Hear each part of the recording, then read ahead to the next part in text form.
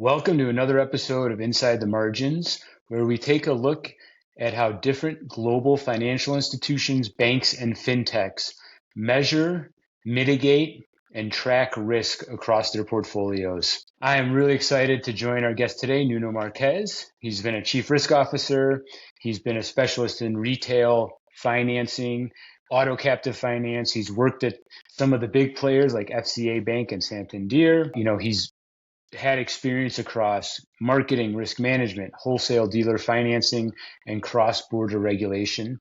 I think what you all will find provides a great perspective here is Nuno took a distinctive path from marketing into risk management. And Nuno, welcome to the podcast. Thank you. Thank you very much, Matt, for having me. And as you were saying, I have a very particular path, maybe not common to a risk guy.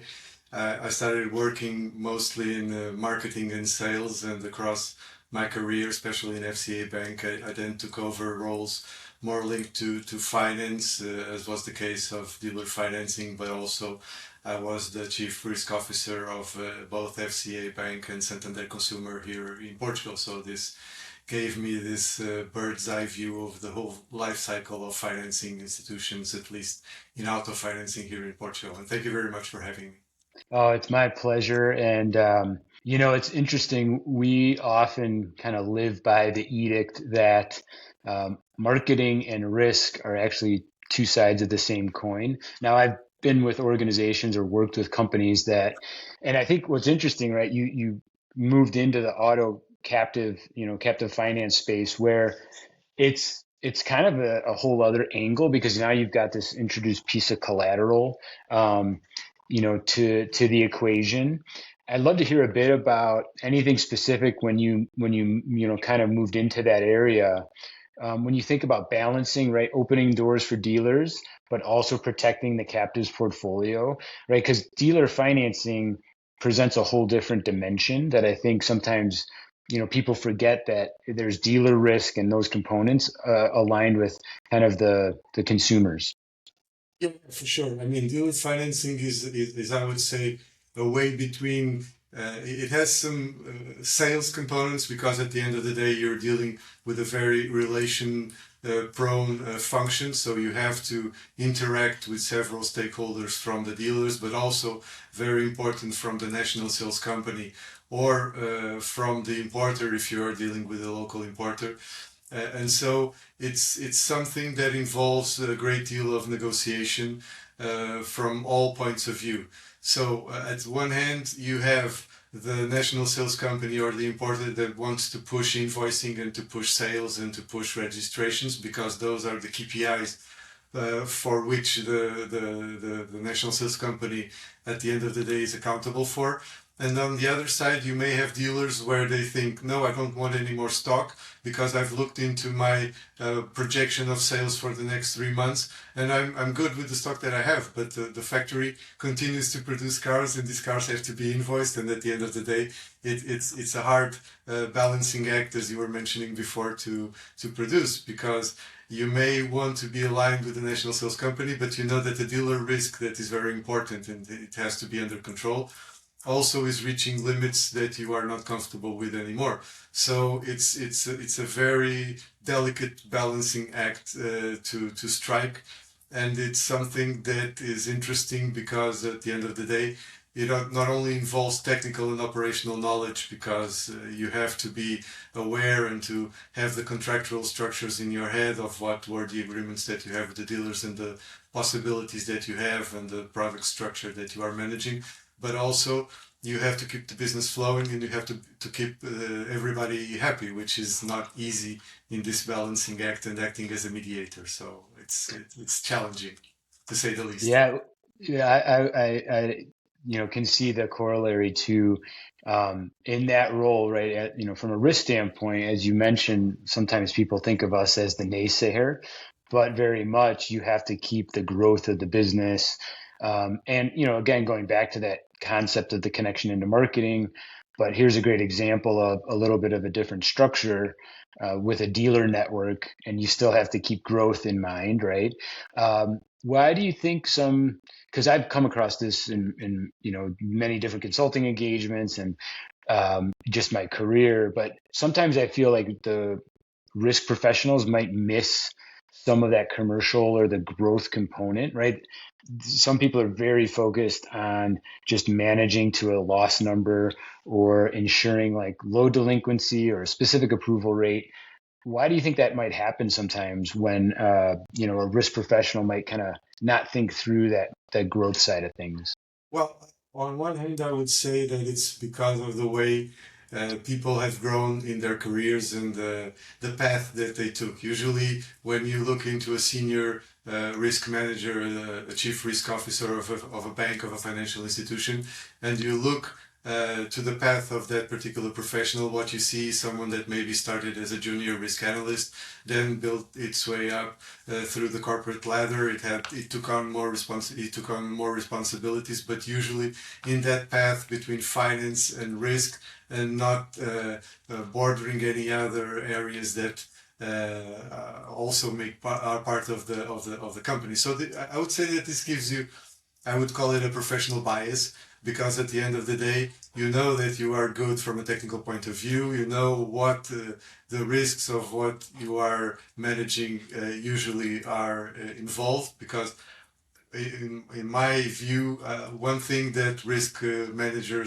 professionals hate is uncertainty. So we Yeah, tend to right. fight It's in uncertainty. our nature, right? We don't like Yeah. bad surprises, but we don't even like good surprises, because if it's a good Yeah, surprise, it means that you didn't budget or forecast it in a very proper way. So we don't like any surprises, good or bad, but especially the bad ones. So right. I would say that there's this professional bias, and then turning back again to the risk culture, I would revert to the point that we mentioned before about risk culture. So what happens is that you have this push and pull game where sales and marketing tend to be very aggressive, and then risks feels that it has to defend its court, and usually tends to take a more conservative approach, and not from all points of view. So at one hand, you have the national sales company or the importer that wants to push invoicing and to push sales and to push registrations, because those are the KPIs for which the national sales company at the end of the day is accountable for. And on the other side, you may have dealers where they think, no, I don't want any more stock because I've looked into my projection of sales for the next 3 months, and I'm good with the stock that I have. But the factory continues to produce cars, and these cars have to be invoiced. And at the end of the day, it's a hard balancing act, as you were mentioning before, to produce, because you may want to be aligned with the national sales company, but you know that the dealer risk that is very important and it has to be under control. That risk and marketing function sometimes feel very much opposed, like they're butting heads. But I'd love to hear a bit about knowing that you did that transition from marketing into risk and captive finance. What was a bit of the mindset shift you had to make, and what's your perspective on that relationship of marketing and risk? I fully agree with you, because I think up to a point it's very healthy for a financial institution to have some friction between sales and marketing and risks, because it's part of the game. And it would be strange because if this friction wasn't present, because it would mean that someone was not doing their job right. But a healthy level of friction is good.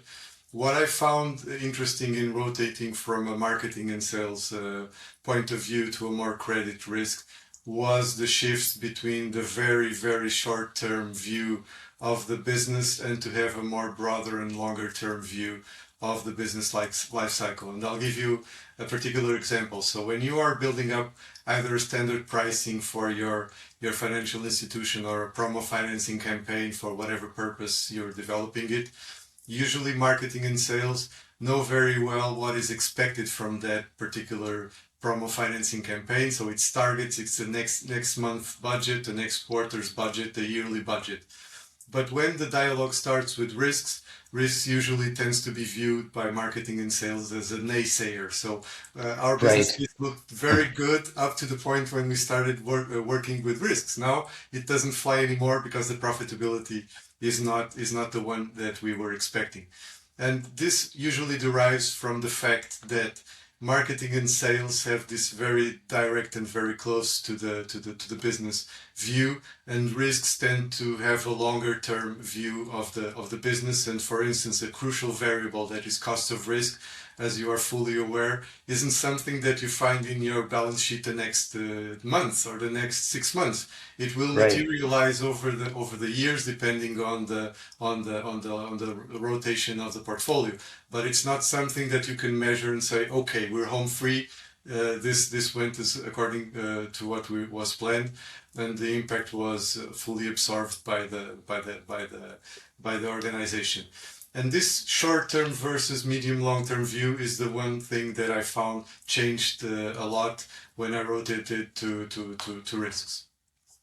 Yeah, it makes a lot of sense. And in that push pull between marketing and risk, and that desire to get more customers, as a risk manager, a lot of times my response would say, new customers are great, but not at the sacrifice of, all the loan book and not getting paid back enough money, right? So it's that constant balancing act of kind of growth and, making sure that long-term view really gets baked into the way that you approach things strategically. Also is reaching limits that you are not comfortable with anymore. So it's a very delicate balancing act to strike, and it's something that is interesting because at the end of the day, it not only involves technical and operational knowledge, because you have to be aware and to have the contractual structures in your head of what were the agreements that you have with the dealers and the possibilities that you have and the product structure that you are managing,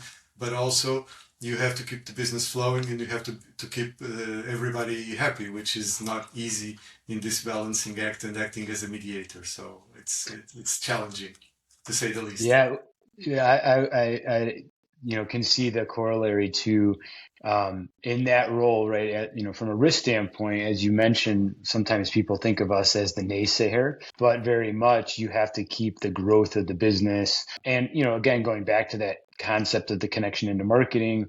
But here's a great example of a little bit of a different structure with a dealer network, and you still have to keep growth in mind, right? Why do you think because I've come across this in many different consulting engagements and just my career, but sometimes I feel like the risk professionals might miss some of that commercial or the growth component, right? Some people are very focused on just managing to a loss number or ensuring like low delinquency or a specific approval rate. Why do you think that might happen sometimes when a risk professional might kind of not think through that growth side of things? Well, on one hand, I would say that it's because of the way people have grown in their careers and the path that they took. Usually, when you look into a senior risk manager, a chief risk officer of a bank, of a financial institution, and you look to the path of that particular professional, what you see is someone that maybe started as a junior risk analyst, then built its way up through the corporate ladder. It took on more responsibilities, but usually in that path between finance and risk, and not bordering any other areas that also are part of the company. So I would say that this gives you, I would call it a professional bias, because at the end of the day, you know that you are good from a technical point of view. You know what the risks of what you are managing usually are involved. Because in my view, one thing that risk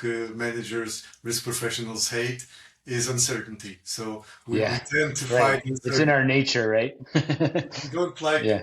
bad surprises, but we don't even like good surprises, because if it's a good Yeah, surprise, it means that you didn't budget or forecast it in a very proper way. So we don't like any surprises, good or bad, but especially the bad ones. So right. I would say that there's this professional bias, and then turning back again to the risk culture, I would revert to the point that we mentioned before about risk culture. So what happens is that you have this push and pull game, where sales and marketing tend to be very aggressive, and then risks feels that it has to defend its court, and usually tends to take a more conservative approach, and not not being willing to go outside the comfort zone. My take on this is that you should do it in a controlled, and maybe I'm very favorable of doing pilots. So or also in the champion challenge logic. So if you know that maybe it's out of your comfort zone, but it's in a very controlled environment in a small sample, maybe you could do an experiment and draw conclusions from it. And in that way, but everybody is winning, because if it's a success, you can replicate and scale up whatever the Right. results were. And if it went sour, you can just kill it, and okay, you would have taken a loss, but it's a Minimal good exposure, right? yeah, Yeah. yeah. So I'm Yeah. favorable of piloting in a controlled environment, and I'm willing to go outside my comfort zone and think outside the box, but with very controlled variables. And most of all, if everybody is aware of the risks that the organization is taking, not just saying, "Oh, this is a risks problem," and so if it goes south, it's risk responsibility. No, it's a team, and everybody's It's a working team, together. yeah. Yeah. No, that's a great point. And we take a very similar approach at OGMA. We always like to make sure we're doing test and control, but we need stakeholder alignment, right? We need to make sure everybody's on the same page to understand, is it controlled? Can I measure results, right? And then I can get on board with doing some testing. And, we can test all kinds of things, but to your point, we're not going to necessarily scale until we get that understanding. And it's interesting because, once you kind of understand that tension between maybe the marketing and risk and working together and collaborating, now we kind of move into the structural components of when we think about finance, right? Like how the finance is set up, or the type of product or deal structure that you are putting together actually really helps determine where the risk truly sits. And that's, I'm assuming, like, I'd love to hear more from your perspective, having worked in these different areas of credit. you know Financing structures, typically, it's not technical details, right? It really defines who carries the risk, how it behaves. And I'd love to hear a bit about the difference in, like, treasury credit lines versus wholesale stock credit lines, consignment, right? And how do I decide where I deploy those different tools as we're thinking about capital allocation, mitigating risk on my capital, right? And love to hear a bit about your Yeah. perspective on that. Sure. I mean, at the end of the day, when you are building up a dealer financing wholesale program, you have all those ingredients at hand. So it's, for me, it all starts with identifying what are the key aspects or the major goals of you, who you are dealing with, and usually you are dealing with a national sales company or an importer, and its dealers network. So you have to understand what type of business model they have, what is their invoicing cycles, if they want something also in the line of financing the national sales company, if it's something that's on the table, and how is their business model flowing. And it's also very important to understand if you are in a captive scenario, so this means that you're part of an automotive group, or you are in an independent scenario where you're fully responsible for your P&L. And the major difference would be, for instance, in a captive situation, you may be willing to sacrifice some profitability from a wholesale stock financing point of view, because you know you will recover it on the retail side and on the automotive businesses. When you are an independent company, you are on your own defending your P&L, so you do not get the benefit of this 360 view that's usually associated with a captive company. For me, it's also very important to understand if you are building something from scratch, as may, for instance, be the case for Chinese brands that are now entering the European arena, where there is no experience. You are starting something with a clean slate, and you get to decide what's the best solution. Or you are participating in a tender and you won over someone else's position. So in that scenario, you have to take care of what is being done by your predecessor. So what are the processes? What are the key operational aspects that you have to account for? Because usually the national sales company wants minimal hassle in transitioning from one financial institution to another.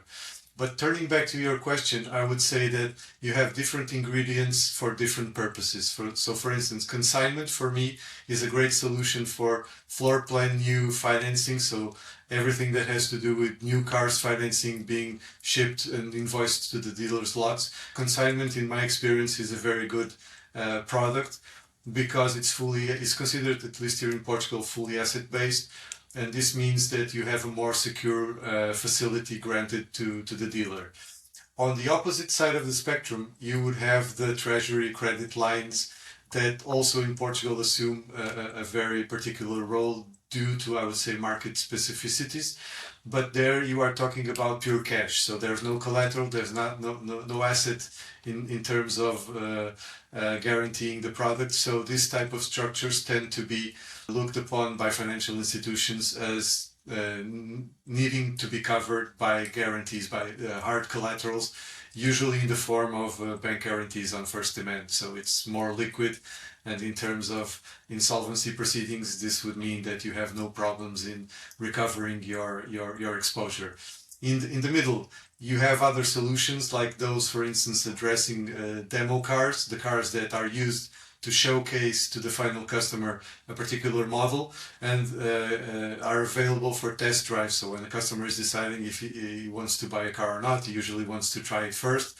And so you have demo facilities addressed for this type of situations, and you can have a short-term leasing agreement, for instance, where the dealer is the customer, maybe 6 to 12 months tenor. So those are considered more less secure than consignment, but a little bit more secure than pure cash, because at the end of the day, there's still an asset behind. Sure. Yeah, and it's fascinating when you think about, what we see in the U.S., and I think it's kind of sprouting up, not just in captive, auto finance, but just kind of these different available deal structures, right? So in some essence, it kind of, at the end of the day, kind of helps you determine how you allocate capital, right? And what that payback mechanism and the collateral, and obviously you have to price your risk accordingly depending on what you're utilizing, right? And you really can see that across different asset classes, right? Whether it's auto finance, unsecured personal loans, kind of the mechanism to provide that capital and the cost of funds and all of those dynamics. It's pretty interesting, like how right, these different functions are. In terms Yeah, of risk-weighted assets, not all yeah, financing products are born the same. So, I mean, right. you're fully right, because at the end of the day, the risk-weighted assets options also weigh in when you are thinking about developing the stock financing program. Because I mean, it could mean capital allocation in a very different way. Because when you translate the risk to the dealer, it weighs more depending on the risk of the network, but it may weigh more in your risk-weighted assets structure and the need to provide capital, for sure. I fully agree. Yeah, Yeah. yeah, absolutely. Something I want to touch on that we kind of had discussed before, which I thought was really interesting because it's not something you see necessarily in other European markets, but this concept of bridge loans and why they're essential in Portugal, but we don't see them in other European markets. Well, I would say that it's very driven by the plate registration of the car. So basically, this facility is addressing new cars sales process. So what happens is that when the car is sold to the final customer, there is the stock financing invoice that the dealer has to pay to the financial institution. But at the same time, if it's a cash buyer, it's not a problem, because a cash buyer would have the funds available, and the dealer would collect the funds from the customer before or simultaneously when delivering the car, and it would be able to pay back to the financial institution the invoice of stock financing. But at least here in Portugal, I would say that in the region of 60 to 70% of the cars are sold with financing. So this means that a significant proportion of the customers doesn't have the funds to buy the car, and is underwriting a financial loan agreement. So what happens is that usually the banks, either retail banks or an independent financial company, take between 1 to 2 weeks to make the funds available to the dealer. So you have this mismatch between the dealer having to pay the stock financing invoice to the financial company and actually receiving the money from the retail bank of the customer or the financial institution that the customer used to purchase the car. So the bridge loan is exactly addressing this pain point, and it aims to alleviate the treasury needs of the dealer. And it's usually something that is very present in all the captive companies. Once again, usually even for good rating dealers, it tends to be covered 100% by bank guarantees because it's considered pure cash. So even if the underlying transaction has a car involved, it's no longer a car. It's just pure cash that you're lending to the dealer during those 15 days to compensate for this lead time of receiving from the retail bank. And I think in other jurisdictions it's not the same, because it all boils down to when the risk emerges. So in Spain, for instance, I Yeah. think the registration process is different, and the bank has more control over the time when the actual money needs to be collected. So So the exposure is less yeah, in, yeah, yeah. for sure, for Int- sure. yeah, it's interesting. Obviously we have a huge focus in the US. We're starting to do more in the UK and Europe. So just, uncovering some of these differences in product structure and right, and how you can have some foundational similarities. We talked a bit about, at some level, risk management analytics, there's foundational similarities, but that kind of tension between marketing and risk, the types of financing structures, things like bridge loans, right? And then, I always go next to regulation, right? Yeah, Is like under, because that tends to be, dilemma. So yeah, right, right. Well, and it's without there's not that uniformity across Europe, but there tends to be, maybe a higher level of regulation in general, compared to other markets. But I think there's this aspect, right, of if you can anticipate some divergence, or identify where the divergence creates advantage, you can take it, you could kind of make headway in areas that maybe other competitors aren't seeing. Um, so would love to hear a bit about, in your experience in Portugal, was there a regulatory measure that was implemented ahead of kind of the broader EU either expected or was planning for, and were there things that you were able to do to kind of capitalize on that? one example that comes to mind is the affordability issue, because, and just an overarching comment, the Portuguese regulator tends to be, I would call it, the best student in the class, always trying to be the teacher's pet. And so Yeah. it always tries to go a little bit beyond, even if a nudge of what would be required by EBA guidelines or other European regulations that apply. But one example that comes to mind would be the affordability issue. So I would say that Portugal is within Europe one of the countries where the affordability is more strict, the affordability calculation. And what do I mean by this is when you are analyzing an application from a final customer, the rules that are in place that allows you to give a thumbs up or a thumbs down regarding the viability of that particular application, regardless of what your internal credit model scoring system says. So it's something that superimposes over your internal models or whatever you have in place to determine your risk appetite, and it superimposes on everything that is those type of tools. So in Portugal, there's this adamant rule where you cannot grant a financing, either an auto loan or other type of financing, where the debt service to income is higher than 50%. So that debt service to income is maybe a jargon from risks, but it's very simple. It's all the things that you have to pay compared to your monthly income. So this means that your exposure to all the things that you have to pay cannot be 50% higher than your disposable income, so the net income that you take home at the end of the month. And I mean, it makes sense from a risk management perspective, but it gives you a very strict boundary on Yeah. where to work on. Because Right. when I compare it to what is the reality in Spain, where you are at right now, the principles are the same. So you have to have a sane and prudent approach to risk management, but it gives you more flexibility to look at the particular case. It doesn't set this strict boundary of 50% because it's different if you have, after all the bills are paid, you still are left with 2 to 3,000 euros in your bank account, or you're left with 2 to 300 euros. It makes all the difference in the world, the zero. So maybe a Yes. customer Yes. can allow himself to pay an extra 500 euros for an auto loan if he has, at the end of all bills paid, 3,000 euros left, but he cannot afford if he only is on the razor's edge if he's left with 200 euros. But here in Portugal, this is the situation. And furthermore, I'll give you another example, still linked to affordability. When this regulation came to force in 2018, I was in Santander Consumer at the time, and we had significant interactions with Bank of Portugal because of netting out the early termination of an auto loan. And this means that when you were doing the affordability calculation, Bank of Portugal's view is that you had to take into account the current auto loan that the customer had underwritten. But this current installment would never exist in the new Oh, scenario because right. one would cancel the other.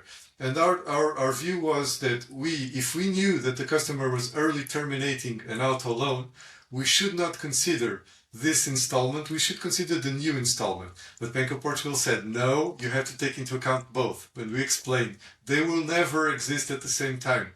And by the way, they accepted this concept for home mortgages. So the underlying Did concept, they? yeah, So the underlying, you convinced them that, well, I mean, it is the right way to think about it though, right? Because it's the reality, right? So to me, it highlights the importance of when reality meets regulation and like what's actually going to happen in this case, which to your point, they would never coexist because that first auto loan is being terminated, for sure, right? for sure. We So convinced them, but it took us the better part of 2 years. And in the meanwhile, since we were under scrutiny, by the way, our competitors were doing what we thought was right, but we were not able to do it because we were under scrutiny by Bank of Portugal. So there was no level playing field for 2 years, and this dented a little bit the business. So it was yeah, interesting. that It took a dent on the business. Yeah, and those are sometimes, right, those regulatory challenges that we have to manage as risk professionals and trying to, and why it really highlights the importance of having kind of efficient systems, efficient risk frameworks in place because things like that can then dent the business. So you have to really try to get as efficient as possible with everything else, right? Um, and I feel that you and I have both led risk teams, and we've kind of had that helm of running multiple organizations, and what I've found, right, is sometimes um, there's friction that comes up, right, that adds no value. When we think about trying to manage the regulatory frameworks, but then any number of other things, risk modeling, risk strategies, capital allocation, loss forecasting, right? What I found, and I think you would agree based on our discussion, is that sometimes, there's just friction in place with things like maybe IT gatekeeping, right? Or cybersecurity, or, you know, if I don't have access to all the data I need. And so, to me, part of our job is to help remove that friction.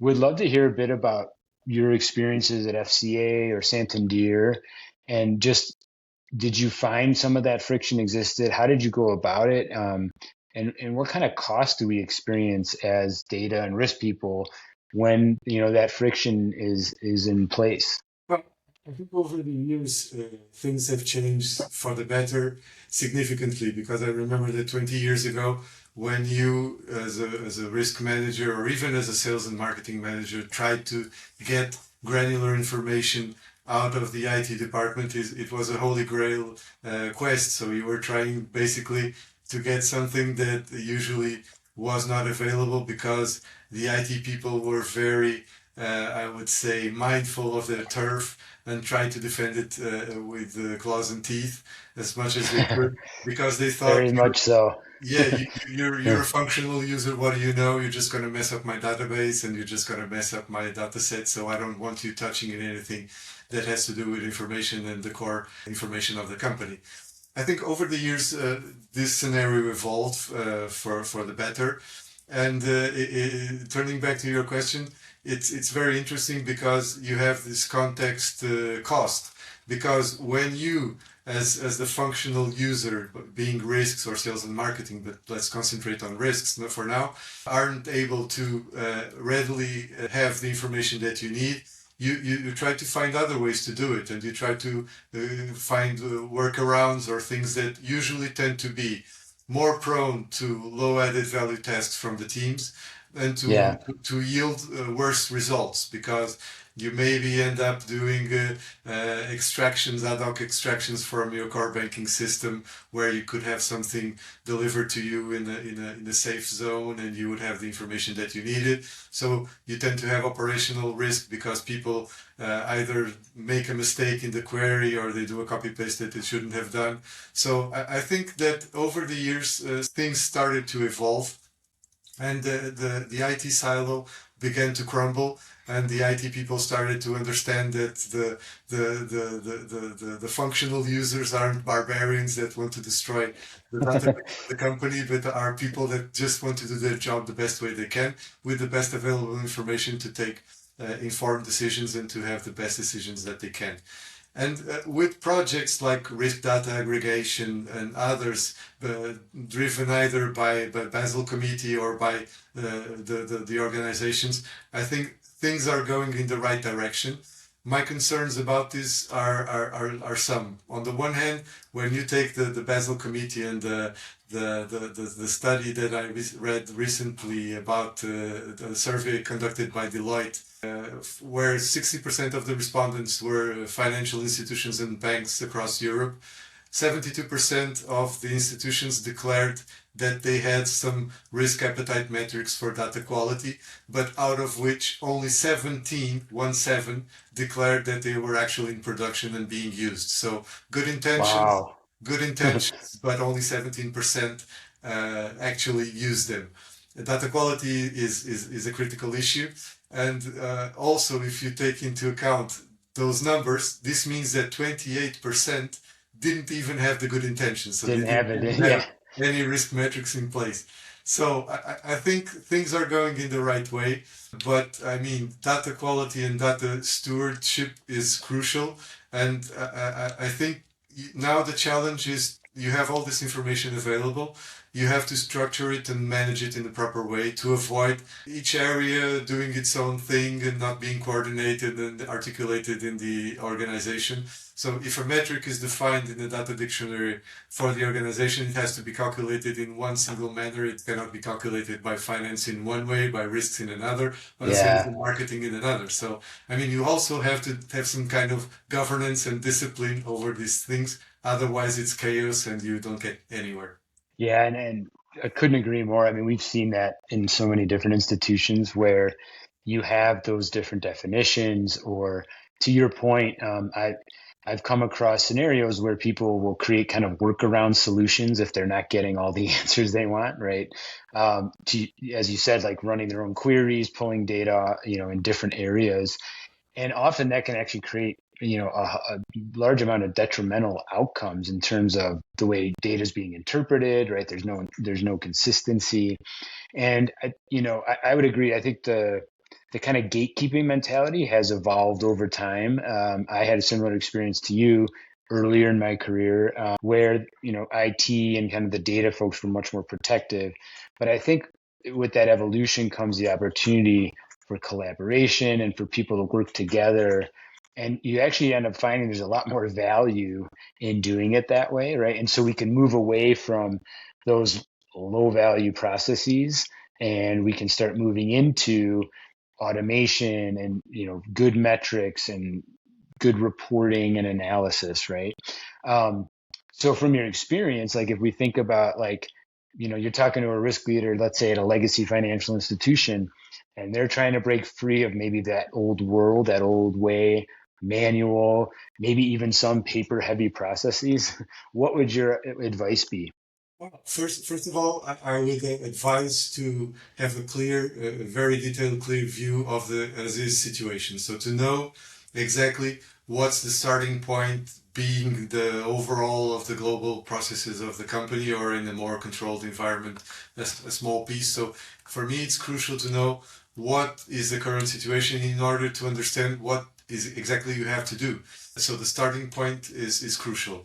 Another thing I would do is challenge the activities and steps of each process, because maybe you are dealing with something that has been set up a long time ago, and there are activities and processes that made sense 20 years ago and don't make sense in the days of today. So I would be challenging whatever is not adding value to the process, and to understand if it's absolutely necessary, and what would be the consequence if we just eliminate this step.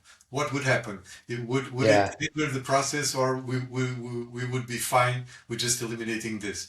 And this is something that is very interesting, and it takes me back to some discussions that I had over the time in re-engineering processes and rethinking the way that we do business. And the one thing I hate when I ask why do we do this way is someone answering me, because this is the way it's always been done. Okay, this is not the answer that I'm looking for. So it's the way that it's always been done. It's not meaning that it's the best solution. So I mean, I would challenge everything, and then I would also think if it's the best solution to do it internally, or to look, because I mean, in the ecosystem that financial institutions and banks are working in, several new opportunities have in the recent years appeared, that also mean that in a collaboration and synergy scenario, you can reap the benefits of not developing certain parts of your processes internally. So software as a service is an obvious situation where companies don't, maybe you can run a bank without even owning a core system. So you can do it externalizing and outsourcing your core banking system at the extreme. Not something that from an operational risks point of view I would like very much, but nevertheless it's possible. But I'll give you a very specific example that I came across in a recent convention, which is something very basic, and it seems very straightforward. That is a data collection from your final customers to integrate in your underwriting and admission workflow. It seems very simple, but usually it's a pain point when you are dealing with the final customer, because I've seen use cases where you collect certain information from the customer, then the customer thinks, oh, it's done. Then you get back to the customer and ask a document. A couple of hours later, you ask for a second document. Maybe the next day you ask for another information or whatever. So what this company does is take this part of your process in their own responsibility. So they have this integrated system where they collect, of course, that you define everything that you need, all the data, all the information, all the documents that you need, and they take care of it and certify it. So for instance, everything that has to do with employment verification, social security checks, and those type of situations, it's not fraud. I mean, it can also be looked upon as fraud check, but what they do is mostly operational. So what they do is collect data and documents and give it to you in the format that is streamlined to integrate in your underwriting workflow, which is something that may seem very simple and straightforward, but it adds value to the organization in the sense that you don't need to develop internally that piece of the process. You can just take what they're giving to you and integrate it in your workflow as another piece of the process. And finally, in re-engineering, I think what you cannot measure, you cannot manage. So for me, it's very important after you've redesigned and re-engineered your process to measure everything, the lead times, the accountability, if an application gets stopped in the credit officer, how long, what was the net lead time and why, is there a bottleneck in the process, so that you can have a clear dashboard and understand if you are actually reaching the targets of the optimization that you wanted to, or is there something else that needs to be tweaked, or in a continuous improvement logic, you know exactly where you are losing maybe competitiveness and you can improve your processes. So a clear dashboard and a clear tracking system for me is also very important. Yeah, absolutely. And I think, some of those tools and kind of capabilities that you highlighted, we're seeing that really across, like I said before, all asset classes, right? So very helpful in, auto finance, but we're seeing in unsecured personal lending and, credit card, right? So it allows for kind of more automation, ensuring that things are done correctly, and it eliminates inefficiencies, right? Um, Wow, Nuno, what a great conversation. I appreciate. I think you and I could probably keep talking for hours, but Yeah, I really enjoyed having you on. We really touched on how structure, regulation, operations can really shape meaningful outcomes in auto finance. So I appreciate you joining us. And again, I'm your host, Matt Komos, founder and CEO of Ogma Risk and Analytics. This has been Inside the Margins. Until next time.